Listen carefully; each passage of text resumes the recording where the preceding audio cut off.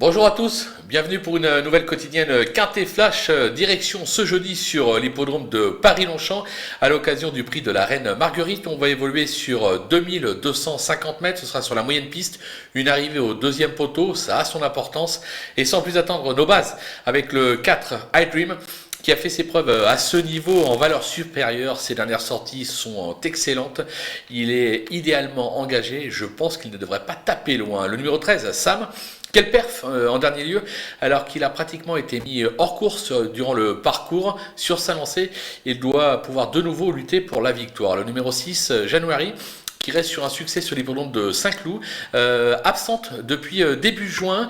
André Fable joue la carte de la fraîcheur, c'est assez rare chez lui, mais à mon sens c'est qu'il a une petite idée derrière la tête, il ne faudra pas la sous-estimer. Du côté des opposants, attention avec le 12 Totem, très belle fin de course à ce niveau dernièrement, sans avoir été des plus chanceux, il est plutôt régulier dans l'ensemble, il doit pouvoir jouer un rôle utile dans cette épreuve. Le numéro 13, Brave China, qui est décevante, mais elle s'est tout de même placée au niveau listed et même au niveau groupe par les passés. C'est un test sur la distance du jour, je me dis que ça peut être une révélation dans ce type d'épreuve. Le numéro 7, Matina Forza, qui n'est pas une championne certes, mais j'ai bien aimé sa récente fin de course à ce niveau sans avoir elle aussi été des plus heureuses. Je vais la racheter en grande confiance. Le coup de poker, ce sera le numéro 3, Letty Fight, qui vient d'échouer n'a rien pour la gagne à ce niveau. La distance va servir ses intérêts. Alors attention, son entourage est très négatif. Ils ne sont pas confiants du tout. Pourtant, moi j'ai l'impression que l'autre fois, il m'a un peu tapé dans l'œil. Moi personnellement j'y crois, raison pour laquelle je le place en coup de poker. Les outsiders, avec le numéro 2, Gladys Senora, qui sera probablement l'une des deux grandissimes favorites de l'épreuve. Elle reste sur un succès et un accessite à ce niveau. Elle excelle sur ce type de distance, mais elle a été pénalisée de 7 livres, raison pour laquelle je la mets un petit peu plus bas dans ma sélection.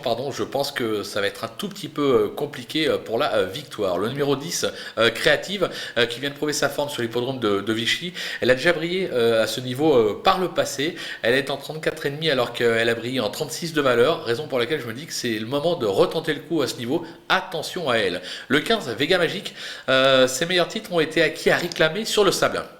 Pas sûr qu'il soit taillé pour réussir dans une telle épreuve, mais la course est vraiment ouverte pour les places et je me dis que plutôt bien engagé au poids, ça peut surprendre un très belle cote. L'As, Monsieur Xo, qui affiche 3 accessites en 5 tentatives à ce niveau, mais qui vient d'échouer à Clairefontaine.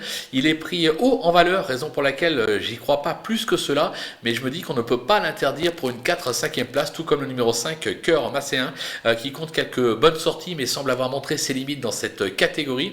Ce sera une première sur la distance, donc là aussi ça peut être une révélation pour une petite place, pourquoi pas. Je ne vais pas prendre le risque de l'éliminer. Du côté des délaissés, là on prend des risques bien évidemment avec le 8, Half Dancer, qui ne s'est pas montré transcendant ces derniers temps et j'ai peur que la distance soit le bout du monde pour lui, raison pour laquelle je l'élimine. Le numéro 9, Lord Leozo, cet Allemand vient d'effectuer une timide rentrée sur l'hippodrome de Düsseldorf.